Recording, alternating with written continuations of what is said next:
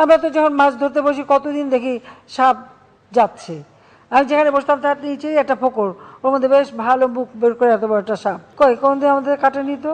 ভয় করলে মানুষকেই ভয় করতে হয়, জীবজন্তু সাপকে না।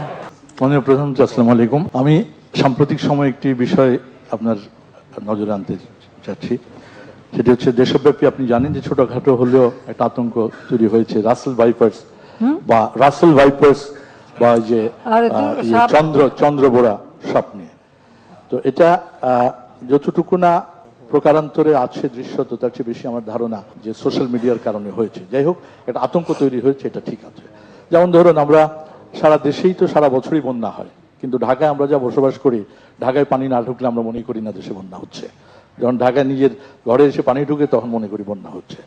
তো রাসেল ভাইপার ছড়াচ্ছে, কারণ বছরখানেক আগে যখন একবার একটা দুটো পাওয়া যেত, এখন প্রায়শই পাওয়া যায়।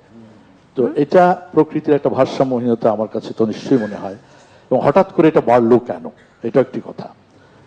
আমি যেটা আপনার দৃষ্টি আকর্ষণ করছি, যেমন আমি আমার ব্যক্তিগতভাবে বলি, গত 1 মাস যাবত আমি কিন্তু কোনো শুটিংয়ে যাচ্ছি না, কারণ আমার কাজই হচ্ছে মাঠে, ময়দানে, পানিতে। ভয় লাগে, সাপ ভয় কে না করে, সবাই সাপকে ভয় করে। এবং কৃষকও কিন্তু একটু ফসল কাটতে যেতে ঠিক সায় পায় না, খুব স্বাভাবিকভাবে ভয় পায়। তো এই বিষয়টি আপনি একটু দেখবেন, কারণ আপনার মন্ত্রণালয়গুলো সবাই বক্তব্য রেখেছে, কিন্তু এটাকে একেবারে এভাবে ছেড়ে দেওয়াটা আমার মনে হয় ঠিক না। একটু কি করবেন কি না, সচেতনতা তৈরি করাটাই তো এখানে প্রধান।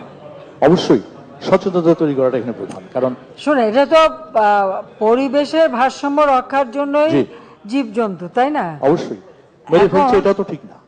এটা আর কিছু না, যারা চলে তারা একটু সতর্ক হয়ে চলতে হবে। আর আমি একটা জিনিস বিশ্বাস করি, সেটা হলো জীব জন্তু, পশু, সাপ যাই বলেন, এরা কিন্তু খামাখা কোনোদিন কোনো মানুষকে আক্রমণ করে না, যদি না তারা ভীত হয়ে যায় বা আক্রান্ত হবার ভয় থাকে। তাছাড়া তারা কিন্তু কোনোদিন কারো ক্ষতি করে না, এটা আমার নিজের দৃঢ় বিশ্বাস, এবং এটা আমি নিজেও দেখেছি। আমরা তো যখন মাছ ধরতে বসি কতদিন দেখি সাপ যাচ্ছে। আমি যেখানে বসতাম তার নিচেই একটা পুকুর, ওর মধ্যে বেশ ভালো মুখ বের করে এত বড় একটা সাপ, কোনদিন আমাদের কাটেনি তো। ভয় করলে মানুষকেই ভয় করতে হয়, জীবজন্তু সাপকে না।